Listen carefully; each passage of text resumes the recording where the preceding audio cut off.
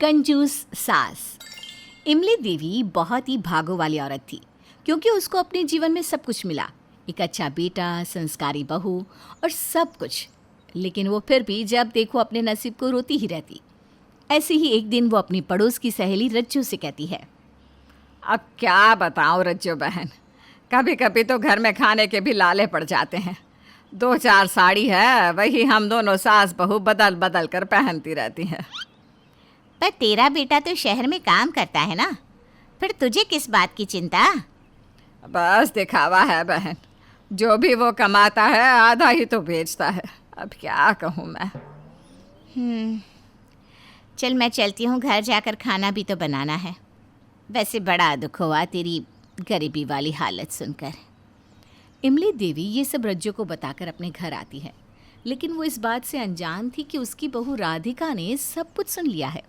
जिसके बाद वो अपनी सास से कहती है, माँ जी, हमारे घर में सब कुछ तो है, तो फिर आपने रज्जू आंटी से ये क्यों बोला कि हमारे खाने के भी लाले पड़े हुए हैं?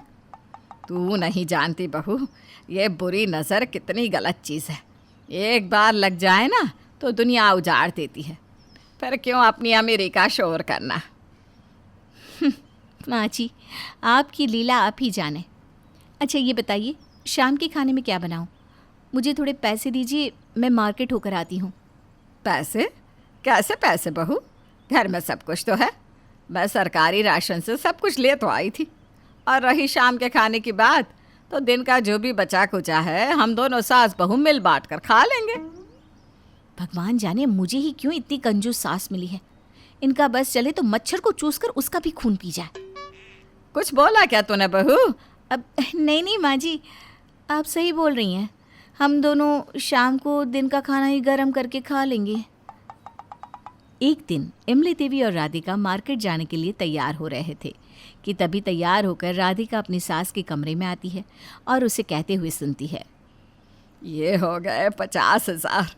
मैंने तो अपनी कंजूसी से पूरे 50,000 कमा लिए। वाह वाह वाह, कुछ समय में इमली देवी तू तो लाखों की मालकिन बन जाएगी। बस बहू को यही बोलती रहूंगी कि मेरा बेटा पवन ज़्यादा पैसे नहीं बचा रहा। अरे उसे कौन सा पता चलने वाला है। इमली देवी की बहू राधिका ये सब सुन चुकी थी, लेकिन वो कोई भी बात दिल पर नहीं लेती और अपनी सास के कमरे में आकर उससे कहती है, माँ जी चलिए, मार्केट जाना है ना, सब्जियाँ लेने, देर हो रही है। बहू मार्केट अभी से? अभी तो शाम के 7 बजे हैं, रात के 9 बजे चलते हैं ना, तब तक सब्जी थोड़ी और सस्ती मिल जाएगी। माँ जी तब तक तो सब अच्छी सब्जी ले जाएंगे और बची कुची मिलेगी। अरे तो क्या हो गया बहू, सस्ती भी तो मिलेगी ना। राधिका अपनी सास से बहस करना ज़रूरी नहीं समझती और रात के समय दोनों सास बहू बाजार से सब्जियां लेकर आते हैं। एक दिन राधिका रसोई में खाना बनाते हुए खुद से कहती है, अरे इसमें तो आधी से ज़्यादा सब्जियां खराब है। अब माँ जी को कैसे समझाऊं? आखिर वो किसी की सुनने को राज़ी भी तो नहीं, जब देखो अपनी मनमानी करती है। राधिका ने इतना बोला ही था कि तभी वहाँ रसोई में इमली देवी आती है और कहती है, क्या बात है बहू, आजकल मैंने देखा है तू बहुत बड़बड़ करने लगी है। नहीं माँ जी, ऐसा कुछ भी नहीं है।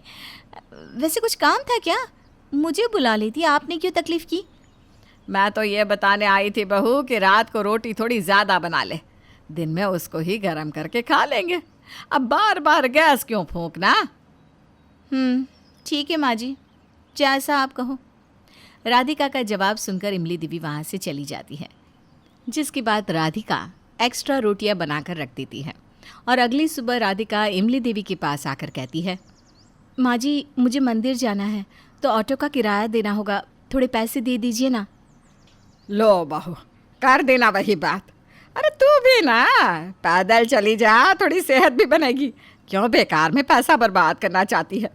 अरे इसी पैसे के लिए मेरा बेटा शहर में अपना खून पसीना एक करता है। अच्छा ठीक है माँ जी, पैदल ही चली जाती हूँ और पैदल ही आऊँगी, मुझे आने में देर हो जाएगी। अरे सुन तो बहू। जी माँ जी। कहीं भंडारा हो रहा हो तो वो भी ले आना, 1-2 दिन खाना बनाना ही नहीं पड़ेगा। जा, अब जल्दी जा और जल्दी आना। राधिका वहाँ से चली जाती है कि तभी इमली देवी की समधी यानी कि राधिका के पिता वहाँ उनसे मिलने आते हैं। तब इमली देवी कहती है, अरे नमस्कार समधी जी। नमस्कार, बताइए बताइए कैसे आना हुआ। वो बहन जी, राधिका बेटी को मिले बहुत दिन हो गए थे तो सोचा मिलाता हूँ। अच्छा किया आप आ गए। चाय पानी की पूछ लो क्या? एक काम करती हूँ, पूछ ही लेती हूँ। बेटी के घर का चाय पानी थोड़ी ना पियेंगे। आप कुछ लेंगे समधी जी? चाय कॉफ़ी? अब समधन जी, कड़क चाय मिल जाती तो मज़ा आ जाता।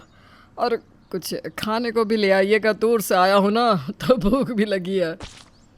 अपने समधी जी की बात सुनकर इमली देवी झूठी हंसी के साथ चाय बनाने चली जाती है और खुद से कहती है, कैसा बाप है, लोग तो बेटी के घर का पानी नहीं पीते और इसको तो चाय और साथ में नाश्ता भी चाहिए।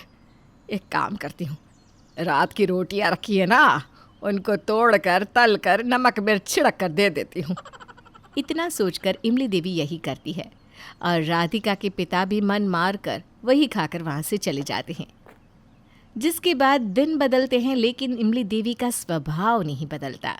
ऐसे ही एक दिन जब इमली देवी और राधिका मार्केट में थे तब वो देखती हैं कि कोई आदमी 10 रुपए के एक प्लेट छोले भटूरे खिला रहा है और ये देखकर इमली देवी कहती है, बहू देख तो 10 में छोले भटूरे। तू शिकायत करती है ना तेरी सास तुझे कुछ नहीं खिलाती। आजा चल खा लेते हैं। नहीं माँ जी, आप ही खाइए, बासी होंगे तभी तो सस्ते दे रहा है। इमली देवी अपनी बहू को छोड़कर खुद ही छोले भटूरे खाती है। दोनों घर आ जाती हैं। जिसके बाद उसी रात इमली देवी और राधिका जब सो रहे थे तो इमली देवी आधी रात को कहती है, आयरा मैं मर गई, मेरा पेट बहुत तेज का दर्द कर रहा है, मर गई, क्या करूं आयरा। इमली देवी को आधी रात उल्टियाँ होने लगती है और ये सब देखकर राधिका को कुछ समझ में नहीं आता और वो कहती है, माँ जी को अस्पताल ले जाना चाहिए। एक काम करती हूँ, कैब बुक कर देती हूँ और यहाँ पास ही प्राइवेट हॉस्पिटल है, वहीं ले जाती हूँ, कहीं कोई अनहोनी ना हो जाए। लेकिन मेरे पास तो पैसे ही नहीं है। राधिका इतना सोचती है कि तभी उसे याद आता है कि उसकी सास ने पैसे छुपा कर रखे हैं और वो कैब से अपनी सास को हॉस्पिटल लेकर जाती है। उनका इलाज होता है। अगले दिन वो बिल्कुल ठीक हो जाती है और जब हॉस्पिटल का बिल आता है तो वो अपनी बहू से कहती है, 40,000 का बिल? अरे बहू ये भरेगी कैसे तू? हमारे पास तो इतने पैसे भी नहीं है। तू पागल हो गई है क्या? माँ जी मैंने बिल भर दिया है। हैं? पर इतने पैसे तू लाई कहाँ से? माँ जी मैंने आपके बचा कर रखे हुए पैसे खर्च कर दिए। अरे नालायक, मेरे खून पसीने से वो पैसे बचाए और तूने सब खर्च कर दिए। अरे पागल हो गई है क्या?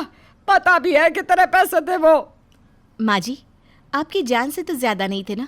अगर आपको कुछ हो जाता तो मैं क्या करती? आप मेरी माँ समान हो। अगर आप अच्छा स्वस्थ खाना खाती तो शायद बीमार ही ना होती। माँ जी पैसे कमाना बचाना अच्छी बात है लेकिन हर जगह कंजूसी, ये तो बिल्कुल अच्छी बात नहीं। इमली देवी को अपनी बहू की बात समझ में आती है। जिसके बाद वो बचत करना तो नहीं छोड़ती लेकिन कंजूसी ज़रूर छोड़ देती है।